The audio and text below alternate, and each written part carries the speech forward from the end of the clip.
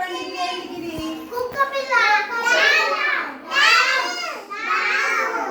Dog కదా. ఎక్కడ dog చెప్పండి.